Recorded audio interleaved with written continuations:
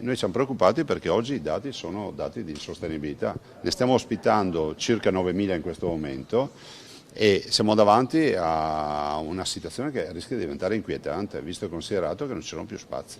Noi dobbiamo assolutamente scongiurare tendopoli per un fatto di dignità e di insostenibilità da parte nostra, o mega assembramenti tipo Kona.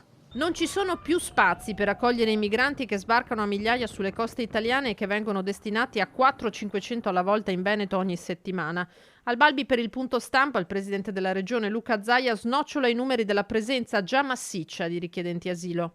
Siamo quasi a 9.000 unità ospitate rispetto a questo ultimo flusso migratorio, che si aggiunge ai 15.000 ucraini ospitati in Veneto, che si aggiunge alla rotta balcanica via terra che non riusciamo a quantificare, e lo dice una regione che sa che cos'è l'ospitalità. Io penso che non ci debba essere parte politica, no? Su un argomento come questo, perché se siamo tutti d'accordo che la solidarietà va erogata e va praticata in maniera seria, è altrettanto vero che poi c'è un altro tema che è quello della sostenibilità.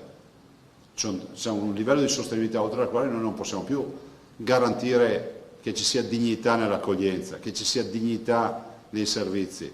C'è un comitato di pietra che è l'Europa, ve lo dice un europeista convinto, ma è innegabile che oggi l'Europa sia totalmente assente. Non possiamo diventare il ventre molle dell'Europa, ammonisce Zaia, nelle stesse ore in cui il sindaco di Casier, Renzo Carraretto, era a confronto col viceprefetto Antonello Rocco Berton per fare il punto sulla situazione all'ex caserma Serena. Per quanto riguarda gli arrivi, ecco, in questo momento sappiamo che potrebbero esserci, non sappiamo quando, non sappiamo il numero, non sappiamo le date, ma potrebbe esserci questa continuazione, ma diciamo che c'è anche un po' così una tranquillità che come arrivano ci sono anche altre destinazioni poi successive. Il Maxi Hub tanto contestato permette nei fatti di mantenere la situazione in equilibrio, evitando di dover arrivare a soluzioni estreme come quella intrapresa da Padova che ha accolto i richiedenti asilo nelle palestre.